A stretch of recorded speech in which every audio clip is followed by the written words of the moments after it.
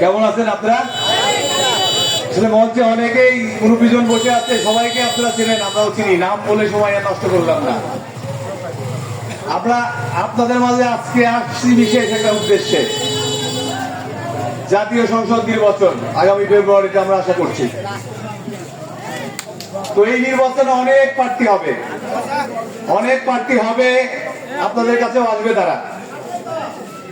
একটা জিনিস আপনাদের কাছে আমি অনুরোধ জানাবো, বিগত দিনে কাদেরকে পাইছেন আপনারা? দুঃসময়ে যিনি আপনাদের পাশে ছিল, আশা করব তিনিই থাকবে সুসময়ে। দুঃসময়ে নাই, সুসময়ে কথা বলবে, থাকবো, নাও থাকতে পারে।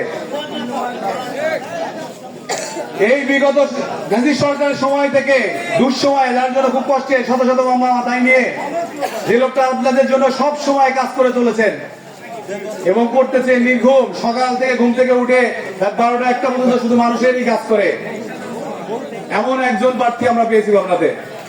সেটা একটাই প্রার্থী, শামসুর রহমান শিমুল বিশ্বাস। উনি মানুষের জন্য কাজ করতে কখনো কিছু পাওয়ান না, যেটা মানুষের ভালো হবে এমন কাজ তিনি নির্দ্বিধায় করেন। আপনি ওনার কাছে কোনো বিপদে যাবেন, আপনার কি সমস্যা শুধু অতটুকুই শুনবে, কখনো জিজ্ঞাসা করবে না আপনি আওয়ামী লীগ করেন কি বিএনপি করেন কি জামাত করেন। যে লোক সবার জন্য কাজ করতে পারে সেই তো মানুষ। আর আমরা এমন একজন মানুষকে চাই যে ধনী গরিব, আওয়ামী লীগ বিএনপি জামাত সবার জন্য কাজ করবে, এমন একজন প্রার্থী শিমুল বিশ্বাস। আপনি চিন্তা করেন, বাংলাদেশে যে কালচার হয়ে গেছে, একজন মানুষের যদি সরকারি চাকরির জন্য যান, ঘুষ ছাড়া তো চাকরি হয় না। বাংলাদেশের পরিবেশ, একজন মানুষের চাকরি নিতে 15-20 লক্ষ টাকা লাগে। অ্যাডভোকেট শামসুর রহমান শিমুল বিশ্বাস 6 থেকে 700 মানুষের চাকরি দিয়েছেন, সরকারি চাকরি। কোনো ব্যক্তি বলতে পারবে না তাকে 1 কাপ চা খাওয়াতে হয়েছে। উনি হাজার হাজার টিউবওয়েল বিতরণ করেছেন, কোন ব্যক্তি বলতে পারবে না ওই বাড়ির মিস্ত্রি কাজ করতে এসে টিউবওয়েল বসাইতেছে, আমার বাড়ি খাওয়ার চাইছে। কোন ব্যক্তি বলতে পারবে না উনি শত শত গরু, গাভী গরু মানুষকে দান করেন, দরিদ্র মানুষকে দেন। ধরেন টাকা দিলে, অর্থ দিলে নিয়ে এসে খাই ফেলবে, ওনার থিঙ্কিংটা চিন্তা করে। উনি গাভী গরু দেয়, চিন্তা করে ওনার দেখে ওনার সংসারে স্টাবলিশ হবে, আস্তে আস্তে উন্নতি করবে, বাছুর হবে, গাই হবে, দুধ হবে, আস্তে আস্তে ওনার বড় হবে সংসারটা। উনি কিছুদিন আগে পাবনা মানসিক হাসপাতালে 3,365 কোটি টাকা নিয়েছে, সরি 1,365 কোটি টাকা। উনি কিন্তু সরকারে নাই, উনি শত শত মানুষের কর্মের ব্যবস্থা করেন, নির্দ্বিধায় মানুষের কাজ করেন। কখনো বলেন, আপনি দেখেন অনেক জায়গায় প্রোগ্রাম করে বেড়াচ্ছে, ওনাকে ডাকে, উনি আসে। কালকে আমাদের বাড়ির পাশে একটা জালসা ছিল, উনি ভোরে গেছে যশোরে, ওখানে 5-6টা প্রোগ্রাম করে আসতে আসতে রাত 11টা বেজে গেছে। 11টার সময় তিনি জালসা একটাবার হলে দেখা করতে, উনি বলেছেন আমার ভদ্রতার খাতে আমি আসছি, আমি না আসলে যে লোকগুলো আমাকে দাওয়াত দিয়েছে অপমানিত হবে। তারপরেও শুনছি আরো 5 জায়গায় গেছে। উনি অক্লান্ত, মানে যে পরিশ্রমটা করেন, তারপরেও কখনো নিজের শরীরের উপর যে ধকলটা যায়, কখনো মানুষের কথা দিলে কথা বরকিলাপ করে না। তেমন মানুষ কি আমরা এবার পেয়েছি? দল মত নির্বিশেষে যদি ওনাকে আমরা এবার সংসদে নিয়ে যেতে পারি, আমরা আশা করবো তিনি মন্ত্রী হবে। আপনাদের মন্ত্রী আমরা পাইনি আগে মন্ত্রী। ওনাকে যদি সংসদ সদস্য করতে পারি, উনি যে সারাদিন কাজ করেন, উনি বিরোধী দল থাকা অবস্থায় যত কাজ করেছেন, উনি আপনার কোনো এমপি এত কাজ করতে পারেনি।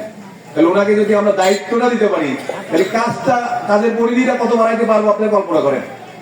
দল মত নির্বিশেষে অনেকে বলতেছে এই ভোট দিলে জান্নাতে যাবে, এই করলে। আচ্ছা আপনারা বলেন তো ভাই, আমি যদি বলি আমাদের ভোট দেন আপনারা জান্নাত পাবেন, আমার কি ইমান থাকবে? যে লোক এটা বিশ্বাস করবে তার ইমান থাকবে। যে লোকটা বলতেছে ভাই ভোট দিলে জান্নাত পাওয়া যাবে, আপনি ওই লোকের কল্পনা করেন ওই বেটা আবার হিন্দু কমিটি করে বেড়াচ্ছে। জামায়াতে ইসলাম ও জামায়াতে হিন্দু কমিটি রয়েছে, অমুসলিম কমিটি রয়েছে, মন্দিরে যায় বলতেছে রোজা পূজা মুদ্রাকে পিটারপি। সেই ব্যক্তি বলতেছে না কোনো ভোট দিলে জান্নাত পাওয়া যাবে। তাহলে ওই বেটা জান্নাত পাবে কিনা, ওই বেটা গ্যারান্টি নেই, ওই বেটা মানুষের জান্নাত দেবে।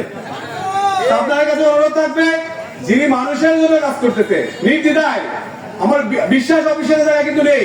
অনেকে এসে বলবে আমরা হইতে পারলে করবো, ওটা পরে নাও করতে পারে। শিমুল বিশ্বাসের ক্ষেত্রে উনি কিন্তু করতেছে, ওনার কিন্তু নতুন করে ওয়াদা দিতে হচ্ছে না। আমরা বিশ্বাস করবো উনি দায়িত্ব পেলে আরো অনেক বেশি কাজ করবে। আপনার কাছে অনুরোধ থাকবে, আপনার মানুষের জন্য সবার জন্য যে কাজ করতে পারবে দল মত নির্বিশেষে এমন একজনকে আমরা সংসদে পাঠাবো। আশা করবো আমরা মন্ত্রী পাবো। আমরা মন্ত্রী পেলে পাবনার কাজ হবে। পাবনার উন্নয়ন যদি হয় সেটা শুধু বিএনপি করে, সে উন্নয়ন ভোগ করবে না, আওয়ামী লীগ, বিএনপি, জামাত সবাই ভোগ করবে। শুধু এতটুকু খেয়াল রাখবো, যে ব্যক্তির দ্বারা সবার কাজ হবে, সত্যিকারে পাবনার উন্নয়ন হবে, এমনকেই আমরা সংসদে পাঠাবো। আমি মনে করি এমন প্রার্থী পাবনাতে একজনে আছে। সে কে বলেন তো? শিমুল বিশ্বাস। আর শিমুল বিশ্বাসের জন্য আমরা কি একটু সময় দিতে পারি না, একটু শ্রম দিতে পারি না?